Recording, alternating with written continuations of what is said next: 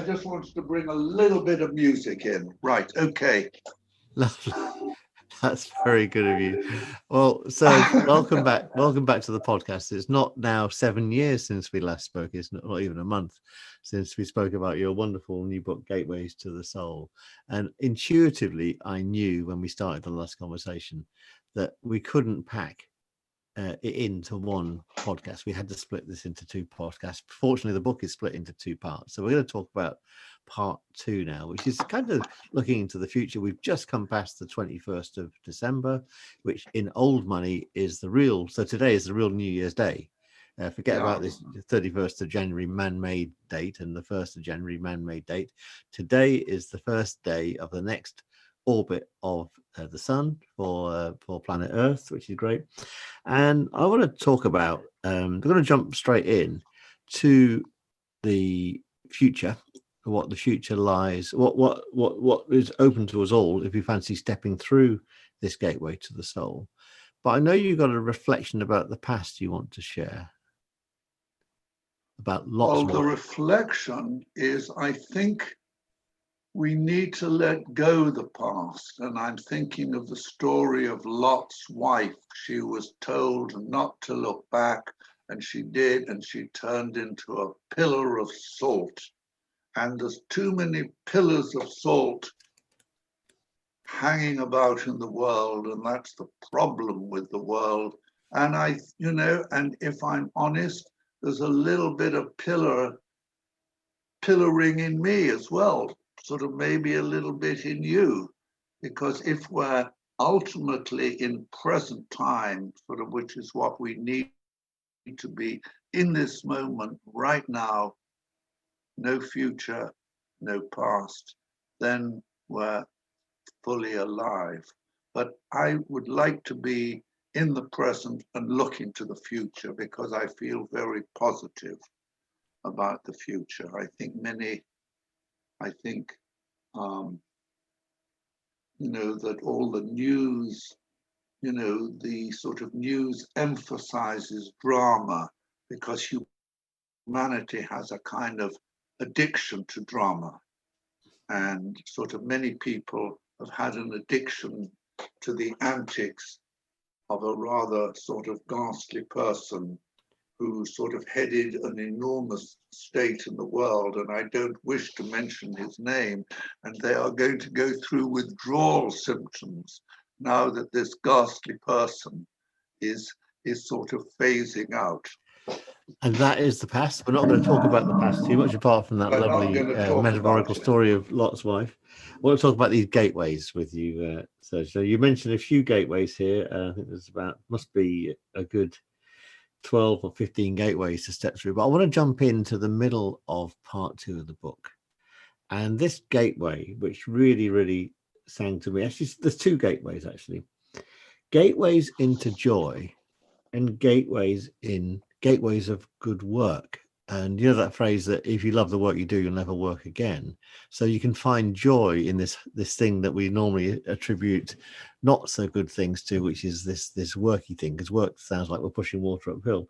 So I'd just like to, if you could share what steps one could take to jump into joy and into the good work. Well, there's many things. I think joy is inside us. We don't need to generate it, but we need to allow it out. And to allow it out, we need to let go those sort of covers that we hold inside us, or those stories that we hold inside us, that we don't deserve joy, or that there isn't enough joy in the world. For example, the Judeo-Christian tradition that says, we need to suffer on the cross as Jesus suffered for us, and therefore, to be a good person, we have to struggle and not feel joy. And also the story that we inhabit, that there isn't enough in the world. There isn't enough love, there isn't enough water, there isn't enough food, there isn't enough money. Actually, there's enough of all these things if only we learn to um, to generate them, and that the greedy people don't take too much. So sort of joy is that we need to face our joylessness, and it's also connected with the need to struggle. And I'm sure that we can all think of people who are immensely rich and all they do is struggle. And there was a friend of my father's who was a financier, and he owned the most beautiful island that was a paradise.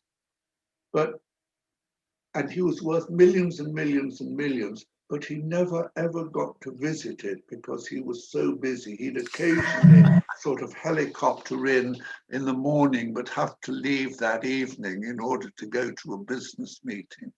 And one thinks, how terribly sad, and that there's an enormous virtue in just sort of letting go, and sort of letting go into our being, because that is a very, very important gateway into joy. Also, Tom, I use the word gateway because it's like in life we have gateways, they're portals of initiation. Humanity is facing a big initiation. We need to take a next step. We need to move with joy and with working with joy beyond some of our old attachments and addictions, which hold our soullessness in place. But I think it's very, very important that we work with joy, and we're not like my poor old stockbroker who would love to say to me, I'm a stockbroker for my sins. And he actually sort of meant it. And I remember looking at his face, it was full of the worries of worrying about everyone else's money.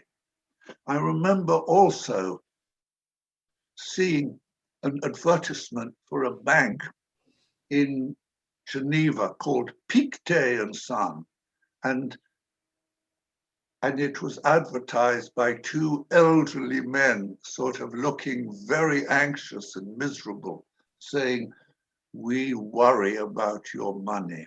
Well, when I looked at that advertisement, I thought if I had money, I would not want to put it to these two miserable gentlemen who worry about it. All the time.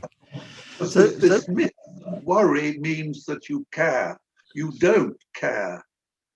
If you worry, there's no space for compassion. If you worry, you don't get the best out of things. If you worry, you can't see the truth about things. And you can't open the gateway to joy, obviously. And you can't open the gateways to joy, which we open, Tom, by doing things that make our hearts sing. So my gateways to joy, I love my work. I love writing. I love swimming. I love being with my beautiful daughter and being with my friends and my wife and playing music and playing the fool. I've got a fat suit I've just bought, and I thought on Christmas Day I would go and dance in the square in the fat suit and play my ukulele and wish everyone sort of happy Christmas. And sort of luckily the fat suit has a cover on my face, so no one will recognize me. And with my mask, I'll be even more indistinguishable. But that for me is fun. So joy is also connected with fun. I like to have fun, and that again is a bad word. We aren't supposed to have fun. It's just for those sort of people who don't do anything, who don't work hard, who don't struggle. And I think that we need to find lifestyles for ourselves that are fun and that have least struggle. I think we create excess struggle for ourselves because it's part of the story that there's a virtue in it. It's the Puritan work ethic. You work hard, you work till you're wrinkled and gray, as that sort of song goes. I work till I'm wrinkled and gray, and the lucky old sun has got nothing to do but well, however it ends, I can't remember. But I don't want to work until I'm sort of wrinkled and gray. I want to work so I can celebrate life. So these gateways, then, if you don't mind me just expanding on that metaphor and analogy. So it strikes me that none of these gateways have got padlocks on them. They're all open, but some of them might have slightly rusty hinges and need a bit of oiling. But also, if you've passed through a gateway, so you've passed through this gateway to joy and fun and the good work, you can also hold that gateway open for other people, can't you? Allow them just to wander straight through. And when we hold it open for other people and we help others, that opens new gateways for us. Yes, I quite agree. They don't have padlocks, but we need to know sort of where they are. And they do require a little bit of effort to move through. I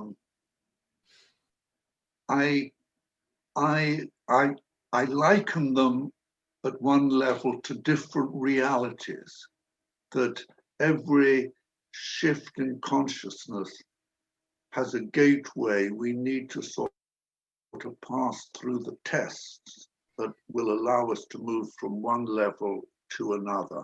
And I think life gives us tests. And I think we're all being tremendously tested at this moment. Mm-hmm.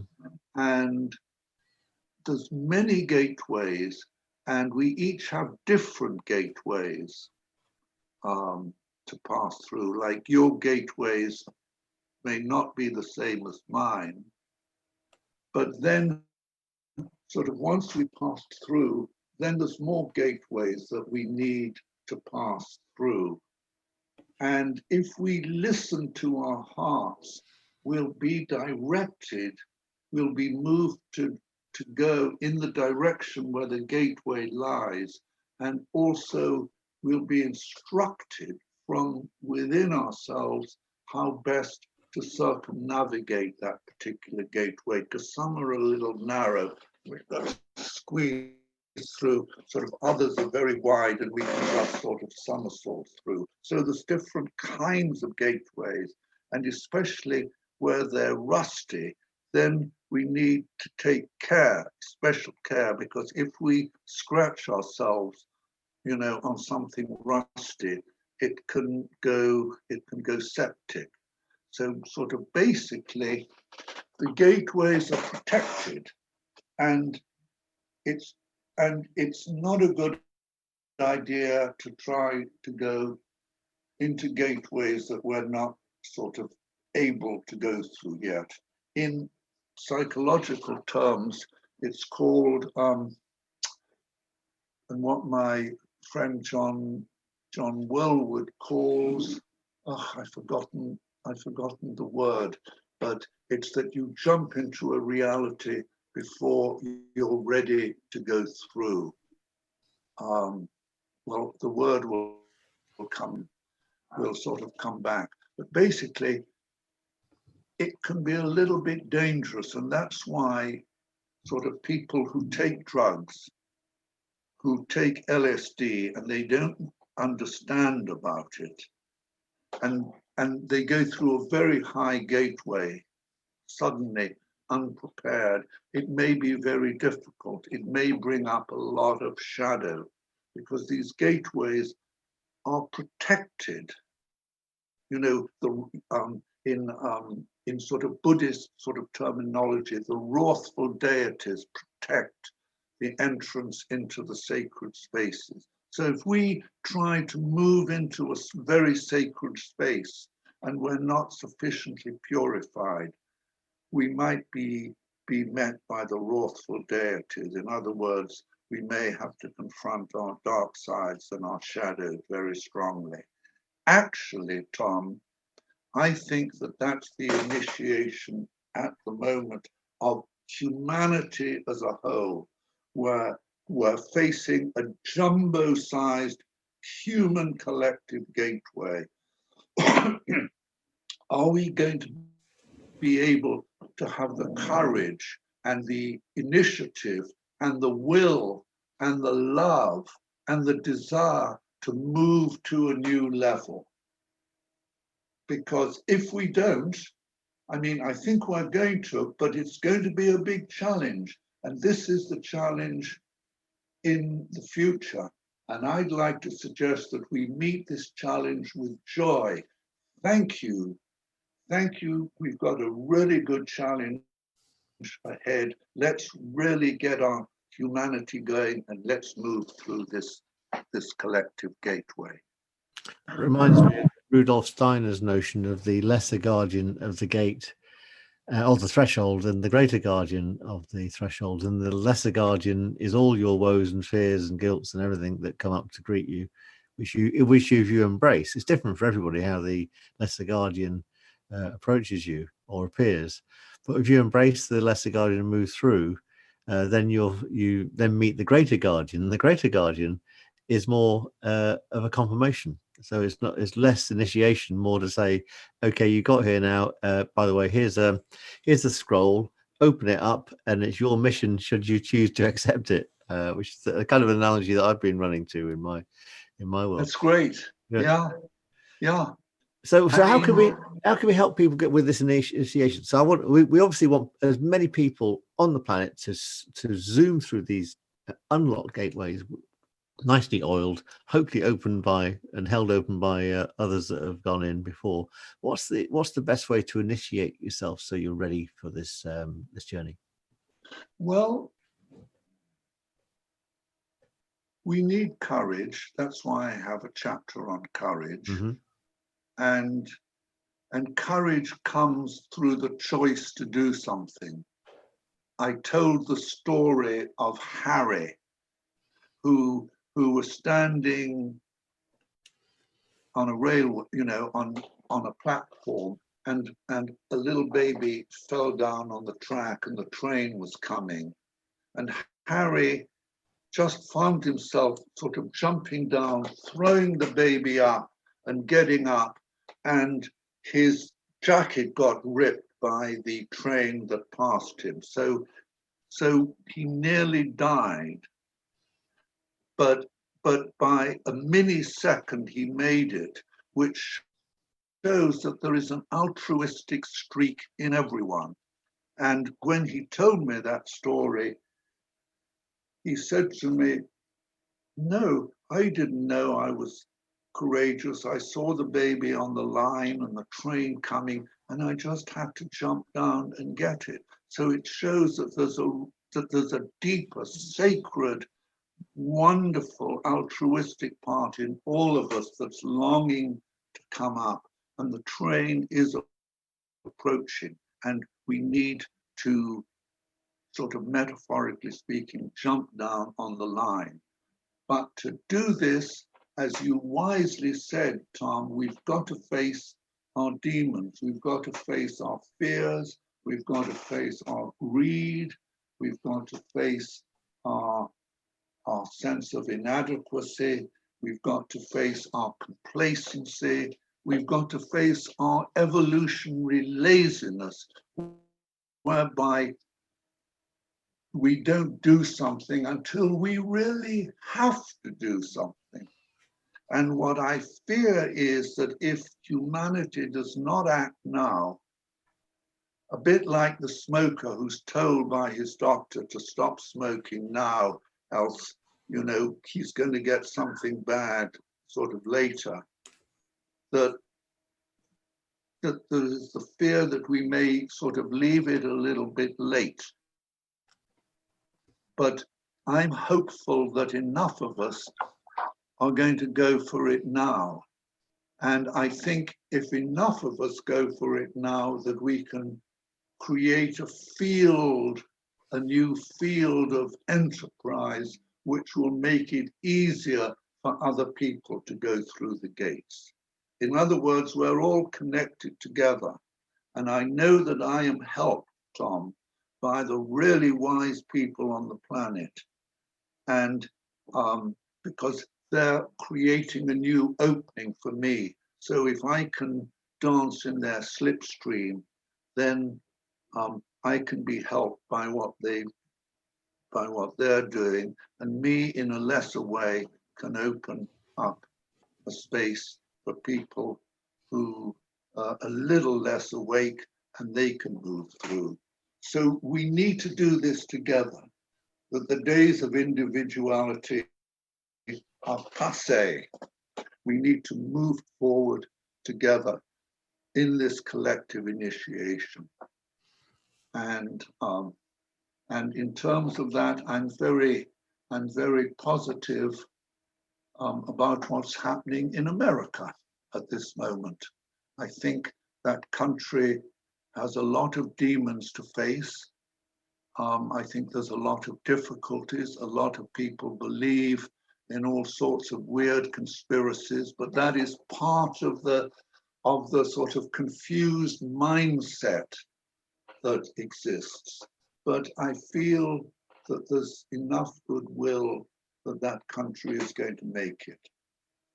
So you talk in the book about ensoulment at work, but it strikes me that ensoulment is something which could benefit all facets of society. And you also mentioned about the peekaboo God and the peekaboo soul. So in this journey through the gates, so assuming you got mortals oiling the hinges and holding them open for you and helping you with initiations and the like, is there also a soul kind of somewhere lurking in the distance, kind of beckoning you on and challenging you to step through? Well, Teilhard de Chardin, the great visionary theologian, who was sort of writing in the 1930s and 40s, he talked about a cosmic omega point towards which, a point of ultimate synthesis towards which all of life is converging. And he suggested that this point of ultimate synthesis in space and time is reaching down to us and pulling us up towards it. So at the same time as we're trying to move forward, there's a force that is pulling us forward as well. And I've got to say, his book, The Phenomenon of Man, yeah, exactly, that pulled me towards writing Soul Waves, the novel, and the book that's coming. It did, yeah. So I feel very pulled by Teilhard, and also he talks a lot about the noosphere, this collective consciousness as well, which must be an aspect of that omega point. So the omega point must work through the noosphere too. Absolutely, yeah. Wow. And I think that that's the importance of stillness, that if we can still our minds, it allows a space to open our hearts. And when our hearts are open, we can connect with our souls. And when we connect with our souls, that's the part of us that is being pulled towards our deeper destiny as future humans. I worked in California. We started an institute called the Institute for the Study of Conscious Evolution. And I worked with a wonderful woman called Barbara Marks Hubbard, who about 20 years ago was the first woman who also tried to be elected as President of the United States, a really gutsy, incredible lady. And she suggested that a lot of these great sort of teachers like Jesus and the Buddha were future humans, and they sort of came back in time and space to kind of help us and to sort of pull us up, into our deeper being. Because I'll tell you what I feel strongly. I feel that this wonderful experiment with man, it is not going to fail. We may go through dark spaces. There may be death. There may be death of the old patterns, there may be actually a lot of physical death, which we're seeing with this particular sort of virus. But I feel that we have an incredible future, and I feel that the future human being will be a being as different from you and I, or from us at the moment, as chalk is from cheese. And I think we're being pulled into this deeper rust. And this is the thing that excites me. Are we going to be on the side of those who are being pulled forward, or are we going to sit and try to keep the status quo or the old order still going? That's our big challenge, Tom. You talk about gateways into friendship in the book as well. So it strikes me that sometimes this inverted commas spiritual journey can be a bit of a this is a present from my daughter. Mr. Perfect, I love it. This journey can be a bit lonely sometimes and solitary, but it strikes me that actually doing this with a bunch of soul buddies could be a pretty good way of stepping forward. Well, you're my soul buddy. Well, thank you. And I hope I'm your soul buddy. Absolutely, yeah. And I think there's different kinds of friendships, but I think friendship is incredibly important. And I think friendship is the antidote to racism, homophobia, Islamophobia, and all those phobias, because sort of if we befriend ourselves, if we befriend humanity, then it allows us to move beyond all those separations that we hold. You know, I'm old and they're young, I'm white and they're black, I'm conscious or I'm unconscious and they're conscious, and all these separations that we have, if we can touch into the deeper friendship that exists between all of human beings. And that's what Joseph Biden is trying to do in America. He is trying to befriend and move beyond partisanship that is all about unfriendliness, that if you believe in a different thing from me, I'm not going to be your friend. That is so wrong. And I'll tell you, I have 3 buddies who belong to the QAnon conspiracy. And I have gone out of my way. Of course, I don't believe in it. I think it's nonsense. But I've written them sort of emails to say, I may not agree with what you believe, but I'm not going to make you wrong. I honor you as my friend, and we're all part of an emerging humanity. I think that that is so important, to befriend wherever we go, to be an agent of befriending. So we walk in the streets and we have a friendly attitude towards everyone. Not everyone is going to be our friend, you know, but we can certainly be friendly to everyone. And especially, Tom, we need to be friendly to the down and out people, to those who have nothing, to those who feel outsiders, to those on Christmas Day who are walking about, you know, and it's snowing outside and their nose pressed against the pane of the glass and they're seeing the happy family inside. It's these people, the outsiders, those who are on sort of, who sort of exist outside of society. It's these people who we need to befriend, and it's incredibly important. So then we're a friend of the earth. Yeah. And I guess then as to have written this book, Gateways to the Soul, Inner Work for the Outer World, you have to be standing on the other side of the gates to give you that perspective of how you go through the gate. What sort of carrot could you hold up for somebody to encourage them to walk forward and even look at the gate with a view to going through it? And this includes people like you just describing, that might not even have the resources to do it, or even able to get hold of the book.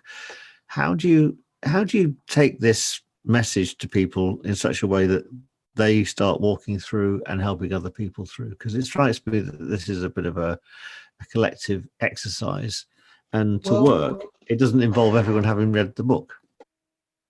not everyone is going to want to go through the gates, and you can't force anyone. I don't believe in any force, but you can create a context that a person, to help a person begin to see that their life will be more fun if they work in alignment with the force or in alignment with human evolution, as opposed to resisting it. I mean, I can say now, in all honesty, I had a lot of fun when I was a young guy, but I have a lot of fun now.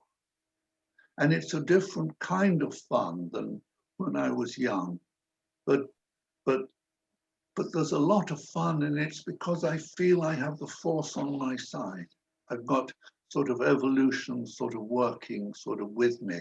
So it's sort of trying to help people to align themselves with the greater force of evolution, or the will of life to create new life at ever higher levels of consciousness. I know that sounds a bit pretentious, but it's actually true. And I also find that when people are helped to empty them of their fears and traumas and pain that keeps them rigidified and clenched, that also opens up a space to allow the force to be with them. Because I feel, Tom, that the universe is eminently generous. It wants us to feel abundant. It wants us to feel alive. And why we don't allow the abundance to flow through us is because we're blocked, is because we have fears and resistances against it. And if those can be let go of, then the abundance of the universe and the generosity of the universe can flow through us. I like that word, sort of generous. I feel we live in a very generous universe. And we see this when we go out to nature, Tom. We see sort of flowers of spread, the seeds of spread, the things of color everywhere, trees, and nature is so generous and abundant. If we can tune into that, it can help us to realize the abundance of our own nature. That's exactly what Teilhard de Chardin was saying. There's a cosmic force which is drawing us on, and I use the word benevolent when I talk about the cosmos as well. Yeah, benevolent. Yeah. So it strikes me then that even if this is just a model, and it's just a faith, effectively, if the faith works and it allows you to step through the gate, then it's as good a thought to hold in your head and a belief set to hold in your heart. Yeah, exactly. Wow. So you're now on the other side of the gate, well and truly, because you couldn't have written this book unless you were there. And obviously, unless there's more gates to step through. So in the next orbit of the sun, Serge, I'm going to ask you this question in a slightly different way than I normally ask another guest, like, what's your next book? Has your next path and your next set of gateways been identified for you yet? Yeah. Well, first I just want to correct you. I'm very low down in the gateways. There's many gateways I have to move through. So I'm just a beginner in this field. And I want to really make that clear.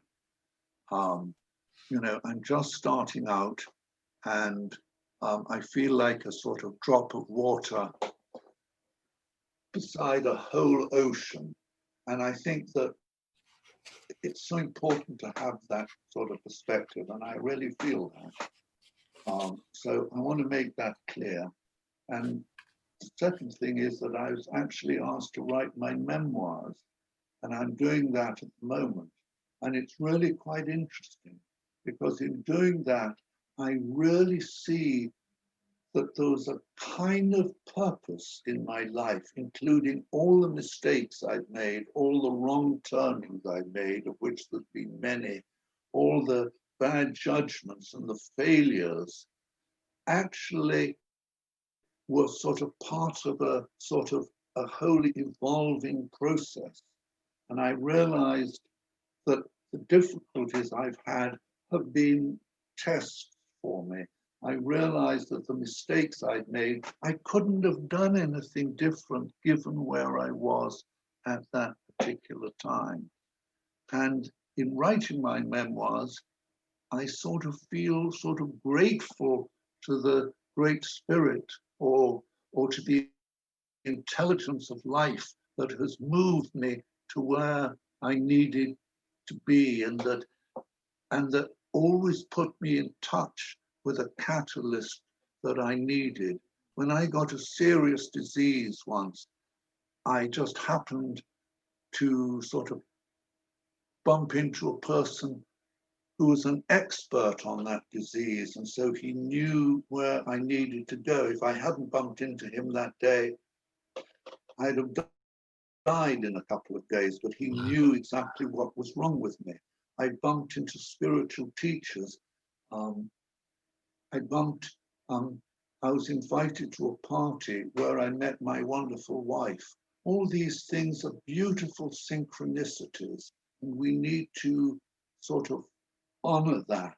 In fact, I have much more respect for all the mistakes I've made because I realized, Tom, I couldn't have done anything else at the time. Well, I've just done something which is, you'll appreciate then. I've taken your wonderful book, all as many pages, and I've just opened it randomly on a page. Mm-hmm. Right? And this is a good example, a working example of how this works. And I thought I'll just find because there's many exercises to do in the last part of the book. I mean, you can spend a life going through this book, right? And this is so relevant to what you just said. It says it, exercise. Look at your life and ask yourself this. Do I live it courageously? Do I live it adventurously? Do I ever take risks? If so, how and where? Where in your life are you the most courageous and adventurous? Think about this carefully and make notes. Perhaps you'll discover that you're braver than you believe. And that seemed to be so relevant to the steps you've taken that only in writing your memoirs do you realize how courageous you were. Well, I tell you, I think if we're in a war and we sort of run forward, sort of with the machine guns, and we shoot down the enemy, we get awarded a medal.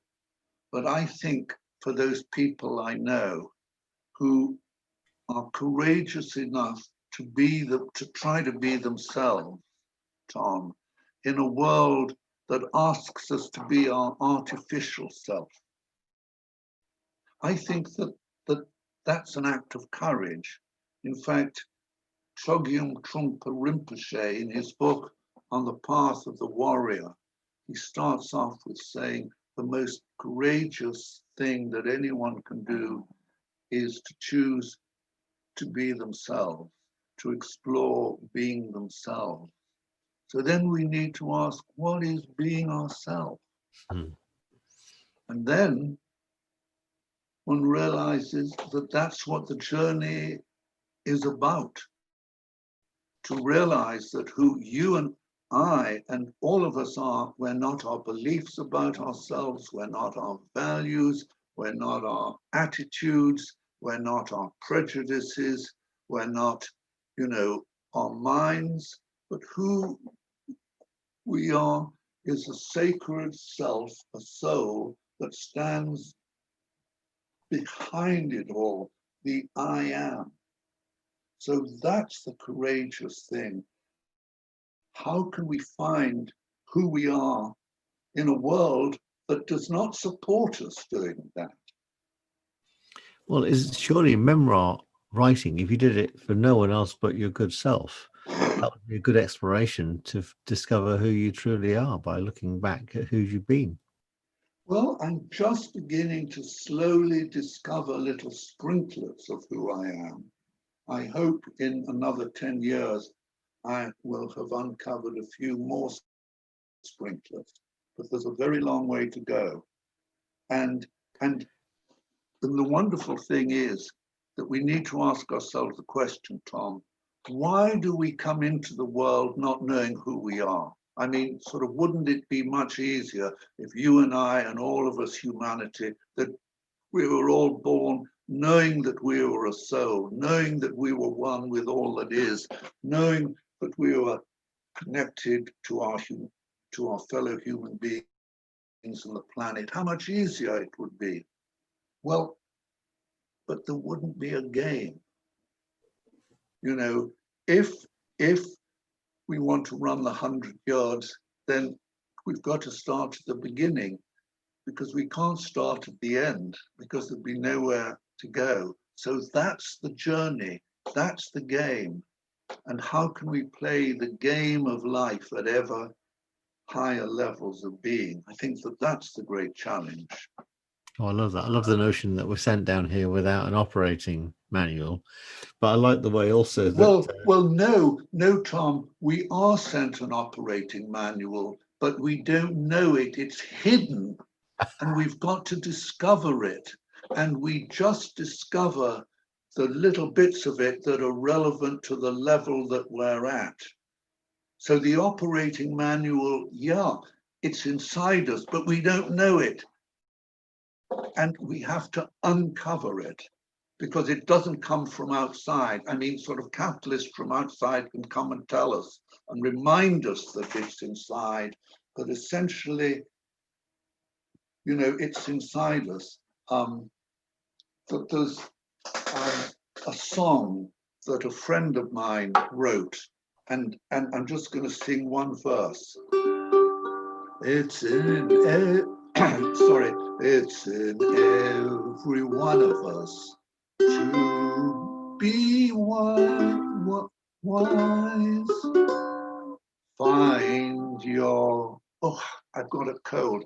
I'm not going to sing it, but I'm going to say it. It's in every one of us to be wise. Find your heart, open up both your eyes. We can all know everything without ever knowing why. It's in every one of us by and by.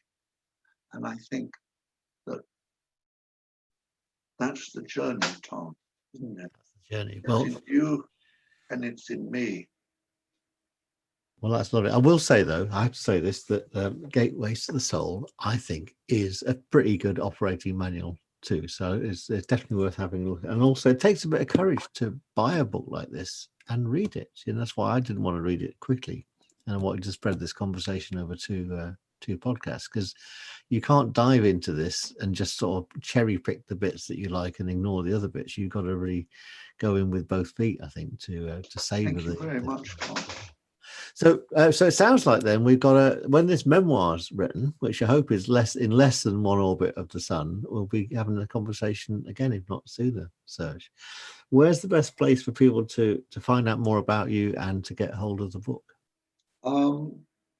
Amazon. Yeah. And to find out about me, go onto my website. Well, just Google Serge Beddington-Behrens, and all sorts of sort of videos and all sorts of things will come up. And but my website is www.sergebeddington-behrens. But if you just sort of Google Serge Beddington-Behrens, you'll find out sort of everything. And if you want to get in touch with me personally, as it's Christmas or after Christmas,